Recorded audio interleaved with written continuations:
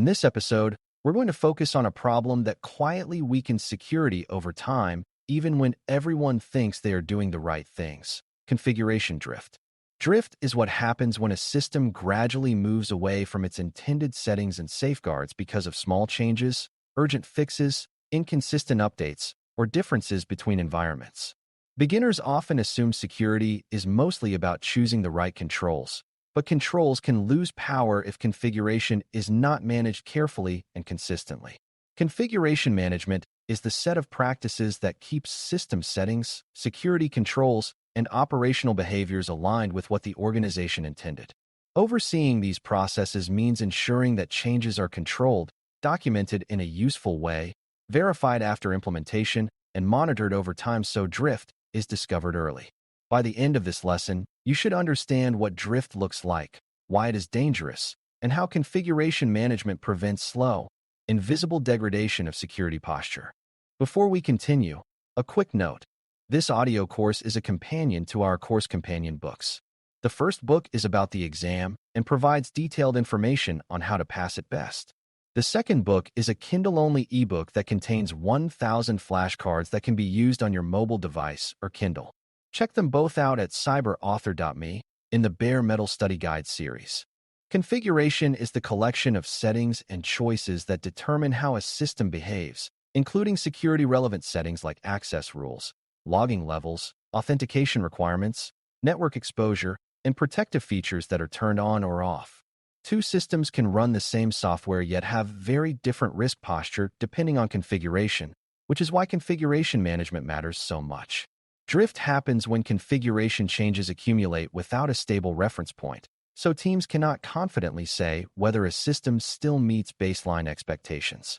Drift can be intentional, like someone temporarily relaxing a control to solve an outage, or accidental, like a change applied in one environment but not another. It can also happen through neglect, such as when systems are updated unevenly and default settings change. The danger is that drift is often invisible until an incident occurs, because the system still works, just with weaker safeguards. Preventing drift is therefore a way to protect security and reliability at the same time, because consistent configuration reduces both vulnerabilities and operational surprises.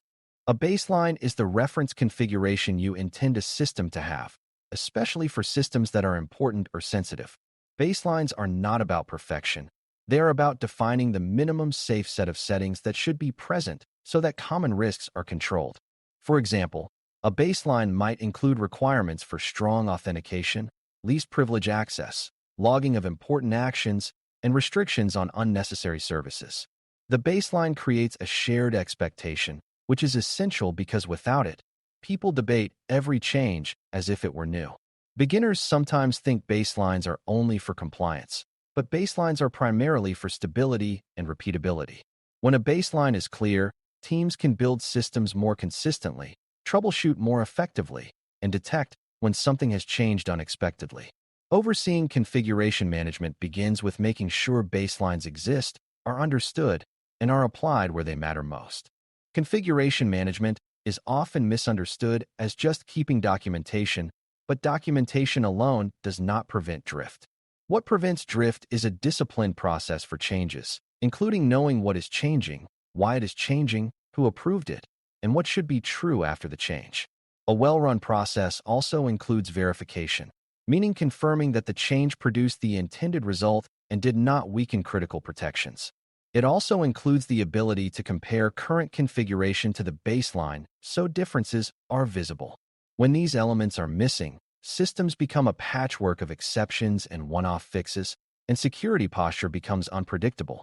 A predictable posture is important because security teams and operations teams can only respond quickly when they understand how systems are supposed to behave.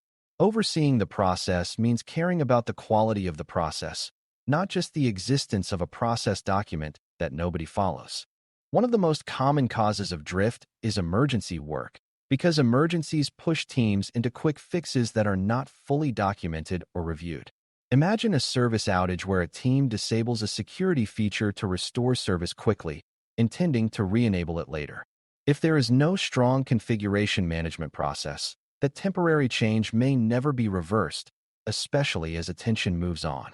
The system then operates in a weaker state for months, and no one notices until a security event occurs. Overseeing drift prevention means designing processes that can still function under pressure, such as having a clear path for emergency changes that includes a follow-up review and a defined deadline to restore baseline protections. The goal is not to slow emergencies. The goal is to prevent emergency decisions from becoming permanent security debt. When an organization handles emergency changes responsibly, it becomes both safer and more resilient. Another major driver of drift is inconsistent environments, such as differences between development, testing, and production.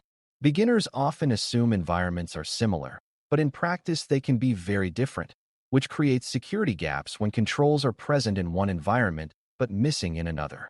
For example, logging might be turned up in testing but reduced in production for performance reasons, creating blind spots where security needs visibility most.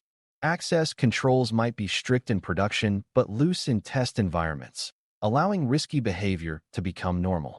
Configuration management helps by defining what must be consistent across environments and by documenting intentional differences so they are not accidental surprises. Overseeing this requires attention to how environments are built and maintained, and how changes move from one environment to another. When environment consistency improves, security testing becomes more meaningful because tested controls are more likely to exist in production as expected. To oversee configuration management effectively, you also need to understand that not all configuration items are equally important. Some settings directly affect risk posture, such as authentication strength, access permissions, exposure to networks, encryption settings, and logging of sensitive actions. Other settings are less security critical but still affect stability. Drift prevention often prioritizes the most security-sensitive configuration items first, because those are the ones where small changes can create large exposure. This risk-based approach reduces disruption because it focuses oversight where it matters most instead of trying to treat every setting as equally urgent. It also makes it easier to gain cooperation from other teams, because teams can understand why certain settings are monitored closely. Over time, organizations can expand the set of managed configuration items, but starting with the highest impact ones creates quick posture gains and builds trust in the process. Change control is the mechanism that governs how configuration changes are proposed, reviewed, approved, and implemented. A change control process supports drift prevention when it makes security impact visible and ensures the right people see high-risk changes before they go live.